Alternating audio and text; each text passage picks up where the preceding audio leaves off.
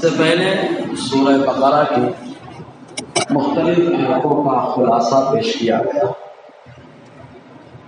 اس سے پہلے جو آیت کریمہ تھی وہ یہود و نصارہ کے رد میں تھی کہ جو یہ کہتے کہ ہمارے اوپر جو اترا ہے ہم خالی اسی کو مانتے ہیں، ہم دوسرے کو مانتے ہیں۔ تب ان کا رد ہونے لگا مسلسل، ٹھیک ہے جو تمہارے اوپر اترا اولاً تو تمہارے اندر خباثت شرارت ہے، اگر یہ معاملہ نہیں ہوتا تو تم نبیوں کو شہید نہ کرتے۔ پھر مزید ان کا ردیہ ہو رہا ہے کہ اگر تم پر جو اترا ہے اسی کو مانتے ہو تو تمہاری ہی تو خواہش تھی جو تم نے حضرت موسیٰ علیہ السلام سے کہا کہ کوئی ایسی کتاب ہمارے سامنے لائیے جس میں روز مرہ کے معمولات بیان کیے گئے ہوں، اس ٹائم یہ کرنا چاہیے، اس ٹائم یہ کرنا چاہیے، اس دن یہ کرنا فائدہ مند ہے، اس وقت یہ کرنا فائدہ مند ہے، پورے سارے معمولات ہوں اس کے اندر۔ تم لوگوں نے فرمائش کی تو حضرت موسیٰ نے ہم سے کہا اللہ تعالیٰ سے کہا، تو اللہ تعالیٰ نے حضرت موسیٰ کو کہا کہ آؤ طور پر اعتکاف کرو۔ 1 مہینے کا مکمل اعتکاف کرایا گیا، اور جب بندہ اعتکاف کرتا ہے تو معمولی بات نہیں ہے اعتکاف کرنا۔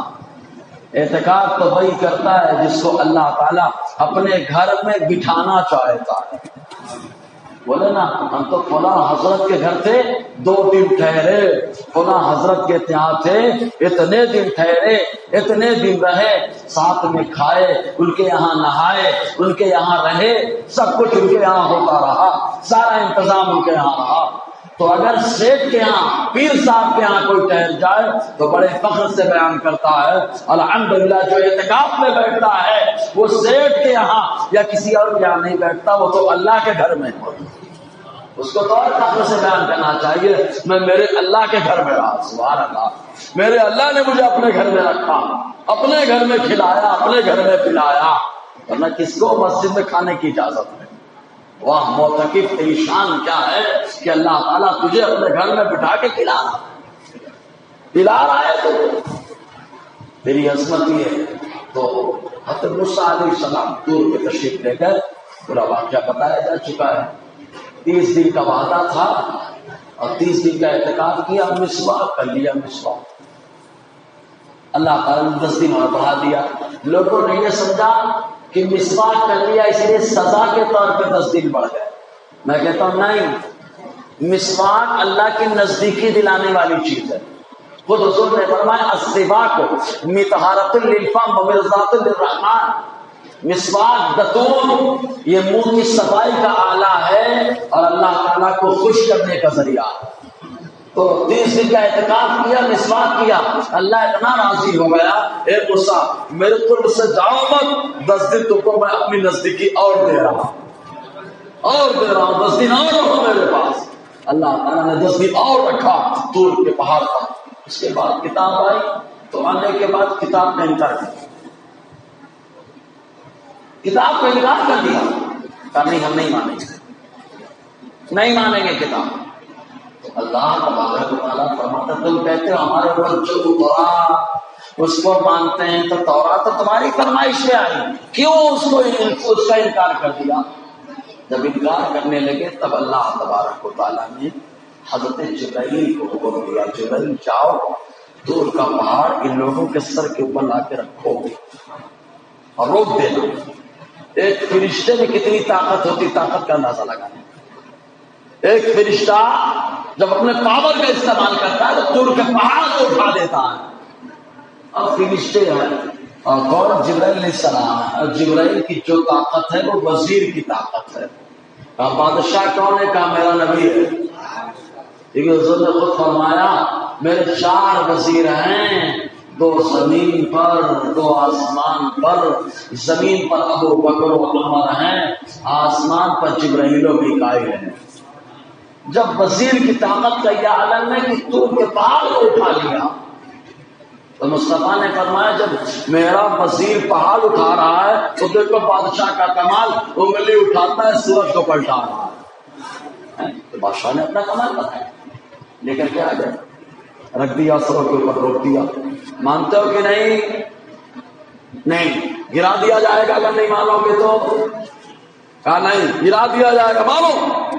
تو سب نے اقرار کیا ہاں ہم تورات کو مانتے۔ بظاہر لگتا ہے کہ زبردستی منوایا گیا، حالانکہ زبردستی نہیں منوایا گیا۔ اس نے بتایا گیا تم نے کتاب کس ذات سے مانگی ہے؟ موسیٰ سے مانگی ہے۔ اور موسیٰ نے کس سے سوال کیا؟ اللہ تعالیٰ سے۔ اس اللہ کی قدرت کا یہ معاملہ ہے کہ طور کے پہاڑ کو بلند کروا دے رہا ہے، اٹھا دیتا ہے پھر لگا دیتا ہے، اٹھا دیتا ہے پھر لگا دیتا ہے۔ تو اس کی کتاب کو مانو، اللہ تم کو کتنی بلندیاں عطا فرمائے۔ اس میں اللہ کی قدرت کو دکھایا گیا۔ جی، تو اللہ تبارک و تعالیٰ فرماتا ہے اگر تم لوگ مانتے ہو تو تورات کا انکار کیوں کر دیا؟ تم لوگوں نے ماننے سے کیوں انکار کر دیا؟ اسی طرح اللہ تعالیٰ فرماتا ہے وَلَقَدْ جَاءَكُمْ مُوسَىٰ بِالْبَيِّنَاتِ، اور یقیناً آئے تمہارے پاس موسیٰ روشن نشانیاں لے کر کے۔ نشانی بہت ساری ہوتی ہیں، ہر نشانی کو ہر آدمی نہیں جان پاتا۔ جو نبی ہوتے ہیں وہ نبی کو دیکھ کر کے پہچان لیتے ہیں، جو ولی ہوتے ہیں وہ ولی کو دیکھ کر کے پہچان لیتے ہیں، لیکن ہر نشانی کو ہر آدمی نہیں جان پاتا۔ لیکن جو کھلی کھلی نشانیاں ہیں یہ تو دیکھ کر کے پہچان لینا چاہیے۔ کہا کیا نشانیاں ہیں؟ کہا دیکھو ہاتھ نکالتے ہیں تو چمکتا ہوا نکلنا ہے، ڈنڈا رکھتے ہیں تو اسلحہ بن جاتا ہے، مکہ مار دیتے تو موت کی آغوش میں چلا جاتا ہے، ڈنڈا مار دیتے تو چشمہ بہا دیا جاتا ہے، دعا کرتے تو آسمان سے کھانا آ جاتا ہے، دعا کرتے تو روشن ستور اور کھمبا آ جاتا ہے۔ یہ روشن نشانیاں ہیں، کم سے کم یہ نشانیاں دیکھ کر کے تو ایمان لے آتے۔ معلوم یہ ہوا کہ کچھ لوگ ہیں جو بغیر نشانی کے ایمان لائے، اور کچھ لوگ وہ ہیں جو بغیر نشانی دیکھے ایمان نہیں لاتے۔ جیسے حضور نے اعلان کیا میں اللہ کا نبی ہوں، صفا کی پہاڑی، سب نے انکار کر دیا۔ لیکن وہاں کم عمر نوجوان تھے، کم عمر، جنہوں نے کلمہ پڑھ لیا، حالانکہ کوئی دلیل نہیں دیکھی تھی انہوں نے۔ حضور نے خالی اتنا کہا میں نبی ہوں، یہ بھی نہیں کہا پہاڑ چلایا ہو، چاند کے ٹکڑے کیا ہو، یہ کیا ہو وہ کیا، نہیں، خالی حضور نے اعلان کر دیا، سب نے انکار کر دیا۔ اس کم سن نوجوان نے کلمہ پڑھ لیا۔ جانتے ہیں وہ کم سن نوجوان کون ہے؟ وہ جسے فاتح خیبر، شیر مردہ، حضرت علی کرم اللہ وجہ الکریم کہا جاتا ہے۔ بغیر دلیل کے ایمان لائے، دلیل نہیں دیکھی۔ اب ان کو دیکھنے کی کیا ضرورت ہے؟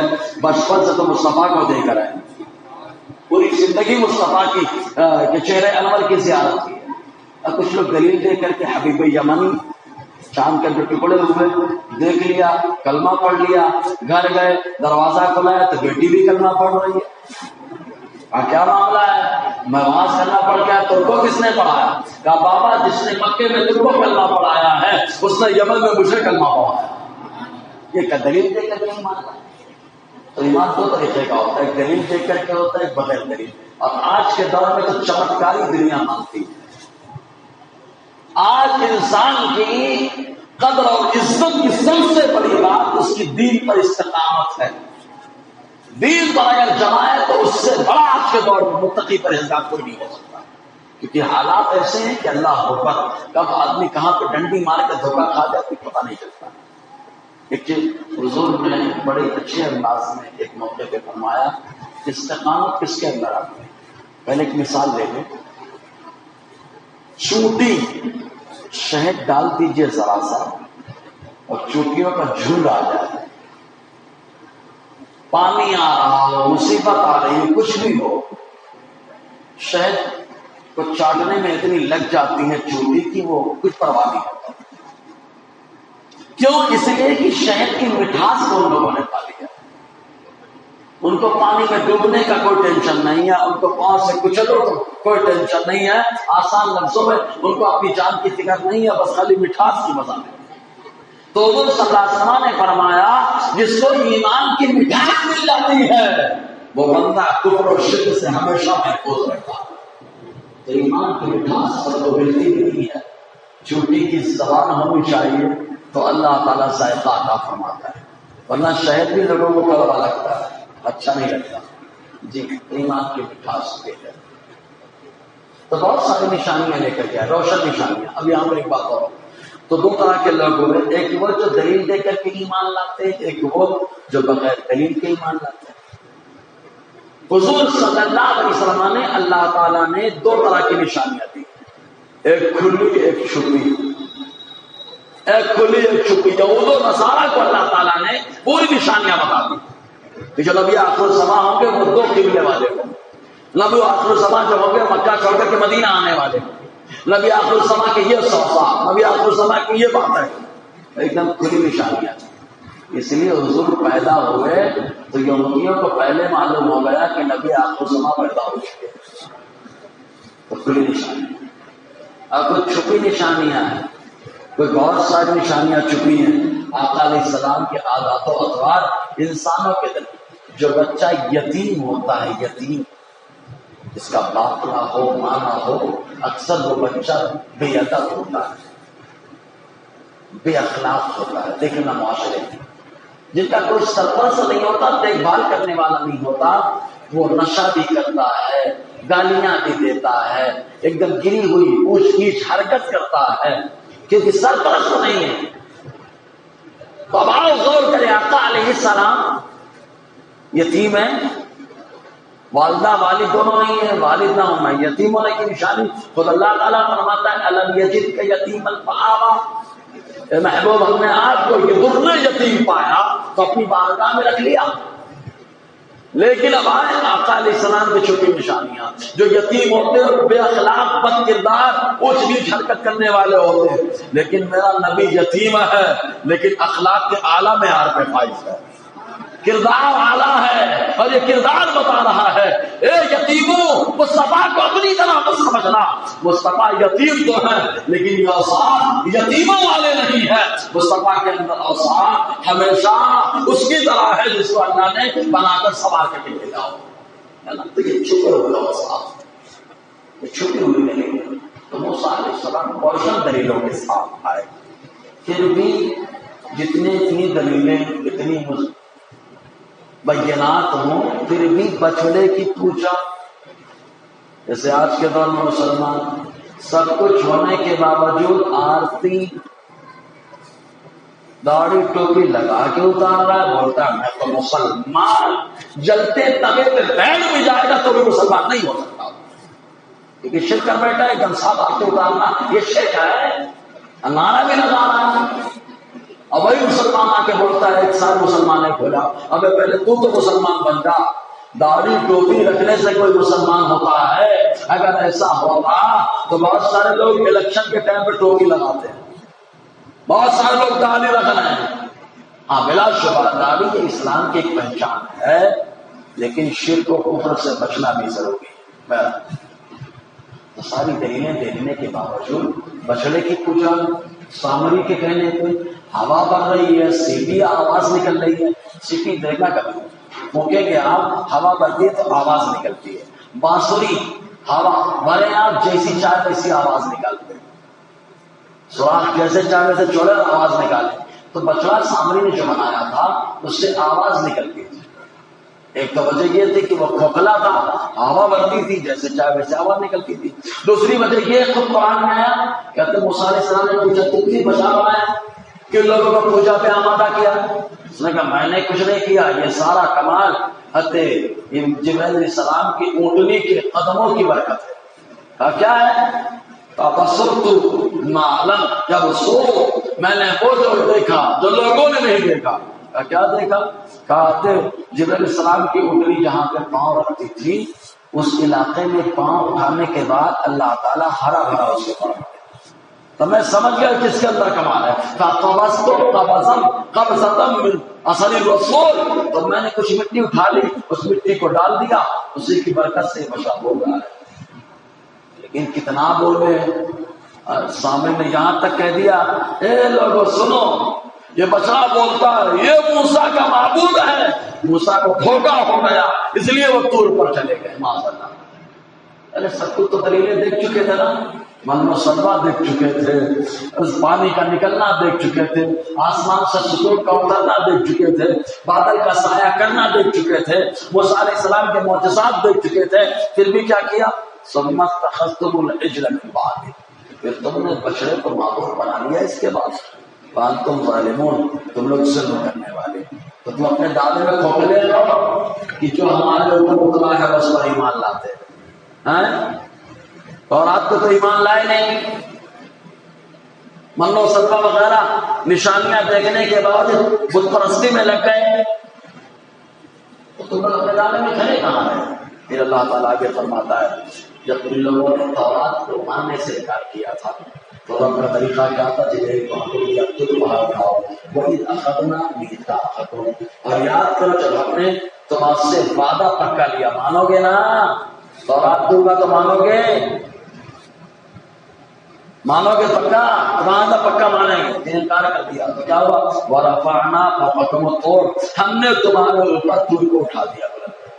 اب یہاں پہ دو باتیں، دونوں جگہ اللہ نے فرمایا ہم نے، حالانکہ وعدہ لینے والے حضرت موسیٰ ہیں، طور اٹھانے والے حضرت جبرائیل ہیں، وعدہ لیا موسیٰ نے، رب نے فرمایا ہم نے لیا، طور اٹھایا جبرائیل نے، رب نے فرمایا ہم نے اٹھایا۔ آخر وجہ کیا ہے؟ اس لیے کہ اللہ کے محبوبوں کا کرنا در حقیقت اللہ تعالیٰ کا ہی کرنا، اس لیے اللہ نے فرمایا موسیٰ نے لیا ہم نے لیا، جبرائیل نے ہم نے اٹھایا۔ اچھا، اللہ تعالیٰ نے ہم فرمایا، اللہ واحد ہے نا، ایک ہے نا، تو اس کو کہنا چاہیے میں نے وعدہ لیا، میں نے اٹھایا، لیکن وہ کیا کہہ رہا ہے؟ ہم نے اٹھایا، ہم نے وعدہ لیا۔ سمجھ میں آ رہا ہے؟ تو اللہ تعالیٰ جب جمع کا لفظ اپنے لیے استعمال کرتا ہے تو وہاں پر ذات کے اعتبار سے نہیں، اوصاف کے ساتھ فرما رہا ہے۔ اس کے جو اوصاف ہیں، صفت غفاریت، صفت ستاریت، صفت جباریت، سارے اوصاف کے ساتھ اللہ فرماتا ہے ہم نے تم سے وعدہ لیا۔ تو اوصاف کے اعتبار سے جمع کا لفظ آیا ہے، ذات کے اعتبار سے ہم نے تم سے وعدہ لیا اور تم پر طور کو اٹھایا، اور کیا کہا؟ خذو، پکڑو، ما آتیناکم بقوہ، جو ہم نے تم کو دیا مضبوطی سے، جو اللہ نے دیا ہے اس کو مضبوطی سے پکڑ لے، کبھی پریشانی نہیں ہے۔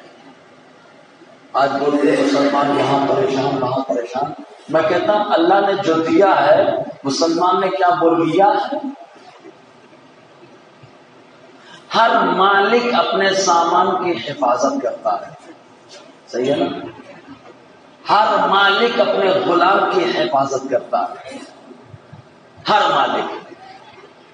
آپ کا سامان اگر خراب ہو جائے تو آپ حفاظت کرو گے، کچرے میں ڈالو، آپ اپنے اس سامان کی حفاظت کرو گے جو سامان اچھا ہوگا۔ جو سامان خراب ہو جائے اٹھا کے بھنگار میں یا کچرے میں پھینک دیا جاتا ہے۔ تو جو چیز اچھی ہوتی ہے مالک اس سامان کی حفاظت کرتا ہے، اور جو خراب ہو جائے اس کو پھینک دیا جاتا ہے۔ اللہ تبارک و تعالیٰ بلا شبہ سب کی حفاظت فرمانے والا ہے، لیکن مسلمان اگر اچھا رہا تو بدرجہ اولا اس سے حفاظت فرمانے والا ہے۔ ماضی ہمارے اسلاف اچھے رہے، اللہ تعالیٰ ان کی حفاظت کرتا رہا۔ ہم لوگ کھوکھلے ہو گئے، بھنگار کے قابل ہو گئے، کچرے کے قابل ہو گئے، تو ہم کو اٹھا کر کچرے میں ڈالا گیا، تب گندگیوں نے ہم کو دبانا شروع کر دیا، تب غیر کی گندگی دبا رہی ہے ہم کو۔ اگر ہم کو گندگی سے بچنا ہے تو اپنے آپ کو اچھا بنانا پڑے گا، جو اللہ نے دیا اس کو لینا پڑے گا، مضبوطی سے لینا پڑے گا، کمزوری سے نہیں۔ شریعت میں نو کمپرومائز، شریعت کا حکم، شریعت کا حکم۔ اگر یہ معاملہ آ گیا تو انشاءاللہ یہ حالات یہ آتے رہتے ہیں۔ یہ کیا کہتے ہیں، چنگیز خان کی جو بیٹی کا معاملہ ہے، یہی تو ہوا۔ چنگیز خان یا ہلاکو خان کی جو بیٹی، بغداد شریف میں قتل عام جو ہوا، قتل عام ہوا ہے کہ مولوی صاحب ایسے ہی درس دے رہے تھے بغداد میں مسجد میں بیٹھ کے، دو چار لوگ سن رہے تھے درس، دو چار لوگ سن رہے تھے، وہ شہزادی گھوم رہی تھی، گشت کر رہی تھی کہ ہم نے بغداد جو مسلمانوں کا دارالخلافہ اس کو تباہ کر دیا تھا، برباد کر دیا ہے، مسلمانوں کو برباد کر دیا، کیا کریں گے ہمارا؟ تو مولوی صاحب درس دے کے نکلے چار پانچ مسلمانوں کے ساتھ، آئی ڈنگ مانگنے لگی، ڈنگ مارتے اس نے کیا کہا؟ تم لوگ مسلمان یہی تو کہتے ہو اللہ بادشاہ دیتا ہے، وہ جسے چاہتا ہے اسے بادشاہ بناتا ہے، اور جس سے چاہتا ہے اسے چھین لیتا ہے۔ قرآن کی آیت بھی تو کہا دیکھو یہاں کے بادشاہ ہم بن گئے نا. تو مولانا صاحب بھی دل جلے دل سوتا کے مالک تھے وہ. انہوں نے جواب بڑا پیارا دیا. انہوں نے ارشاد فرمایا ہاں ایک بات یاد رکھو، تمہاری مثال کتے کی طرح ہے، ہماری مثال بکری کی طرح ہے. چرواہا کتے بھی رکھتا ہے، بکریاں بھی رکھتا ہے. بکریاں اگر اپنے ریوڑ میں رہیں، اپنے حد میں رہیں تو کتا نہیں جاتا ہے. بکریاں حد میں کوئی پریشان نہیں کرتا ہے، لیکن جو بکری ریوڑ سے نکل کر اپنی حد کو پار کرتی ہے تو کتا دوڑا کر کے اس کو سمیٹ کر کے لاتا ہے. تو اللہ تعالیٰ نے اپنی حدوں کو قائم کیا، مسلمانوں نے حدوں کو کراس کر دیا ہے. تب اللہ تعالیٰ نے ہم کو حد میں لانے کے لیے تم جیسے کتوں کو ہمارے اوپر مسلط کر دیا. سوال ہے نا، حد میں لانے کے لیے. ورنہ مسلمان ایسا حال میں آ جاتا ہے تو کب اللہ کو یاد کرتا ہے، پریشان ہوتا ہے. جب کہیں تو امید نہیں رہتی ہے تب مسلمان کی ایک امید کام کرتی ہے کہ وہ اللہ سے لا لگاتا ہے، مولا تیرے علاوہ ہمارا کوئی مددگار نہیں، تیرے علاوہ کوئی ہمارا مددگار نہیں ہے. تو یہ حالات جو بنائے جاتے ہیں یہ اس لیے کہ مسلمان کا ایمان مضبوط ہو جائے، مسلمان اپنے پروردگار کو یاد کرے. تو اللہ تعالیٰ نے جو دیا ہے اس کو مضبوطی سے لیا جائے. وَاسْمَعُوا، اور اچھے سے سنو، اچھے سے سنو. آپ دیکھو رسمن قرآن سنا جاتا ہے، برا مت مانیے گا. رسمن تراویح میں بھی رسمن قرآن ہے. کتنی جلدی تراویح ختم ہو، بھاگے کھانا کھائے، گھومے ہوٹل پہ بیٹھ کے تذکرے بھی ہوتے ہیں. وہاں کی تراویح جلدی ہو جاتی، وہاں کی لیٹ ہوتی ہے. اور آدھی جلدی ہونا کمال نہیں ہے، قرآن صحیح سے پڑھنا کمال ہے. سمجھ رہے نا، قرآن صحیح سے پڑھنا کمال ہے. کھانا آسان لفظوں میں سمجھاتا ہوں. کھانا کھانے کا طریقہ ہے، ڈاکٹر بولتا ہے کم سے کم 32 بار چبا کے کھاؤ، کھانا آسان ہو جائے گا. اگر چبا کے نہیں کھائے، کھڑا کھڑا نکل گئے تو جلدی تو کھا لو گے لیکن پیٹ کا کیا حال ہو. جو کام دانت کا ہے دانت سے لو، جو کام آنت کا ہے وہ آنت سے لو. اگر 2 منٹ میں کھانا اسے بھر لیے، نکل گئے کھڑا کھڑا، کل حالت خراب رہے گی. اور چبا کے کھائے لیکن دیر لگا، لیکن اچھے سے کھائے، سکون ملا. بلا شبہ خالی سمجھانے کے لیے قرآن تراویح پڑھا جاتا ہے. جلدی پڑھ لو گے، ابھی تو لگ رہا ہے جلدی ہو گیا، لیکن بعد میں پیٹ دکھ رہا ہے نا، بعد میں بدن دکھے گا، سزائیں ملے گی. آرام سے پڑھو، اللہ بھائی یہاں بھی سکون دے گا، وہاں بھی سکون عطا فرمائے گا. سمجھے نا یہ معاملہ. تو غور سے سنو. تو یہ یہودی لوگ کیا کہتے ہیں، کہتے سمعنا وعصینا، سن لیا، نافرمانی کر دی. آج بھی ہمارے لوگوں کو کہنا ہی رہتا ہے، ہمارا لوگوں کا کام ہی یہ سب بولنا. جانتے ادھر سے سمجھا سے نکال دو. ابا کا کام یہ نصیحت کرنا، ادھر سے سمجھا سے نکال دو. یہ یہودیوں کا جملہ ہے، سمعنا وعصینا، ہم نے سنا نافرمانی کر دی، نکال دیا. نصیحت نکالی نہیں جاتی، نصیحت دل میں سجائی جاتی ہے. اور جب بندہ نصیحت کو دل میں سجاتا ہے اللہ تعالیٰ اس کو سجا دیتا ہے، ثواب دیتا ہے. نصیحت تو اہمیت دینے والا ہمیشہ آگے بڑھتا رہتا ہے، ہمیشہ آگے بڑھتا رہتا ہے. اللہ تعالیٰ فرماتا ہے وَأُشْرِبُوا فِي قُلُوبِهِمُ الْعِجْلَ بِكُفْرِهِمْ، اور ان کے دلوں میں بسا دیا گیا بچڑا ان کے کفر کی وجہ سے. سارا دھیان بچڑے پہ لگا ہوا ہے، جیسے آج کے دور میں غیروں کا لگا ہوا ہے. سارا دھیان پتھر پہ لگا ہوا ہے. اللہ کو بول گئے، بولے اللہ دکھتا نہیں. ابے تجھے دکھے پاگل ہے، وی آئی پی آدمی کو تو دیکھ نہیں پاتا، جبکہ وہ آدمی ہے. میرا مولا ہر ایک کو دکھائی نہیں دیتا.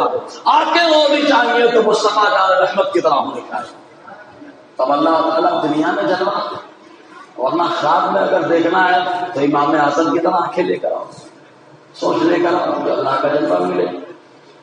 قل بئس ما یأمرکم بہ ایمانکم ان کنتم مؤمنین، اے محبوب آپ فرما دو کیا ہی برا ہے جس کا تمہارا ایمان تمہیں حکم دیتا ہے اگر تم لوگ ایمان والے ہو. انشاءاللہ آگے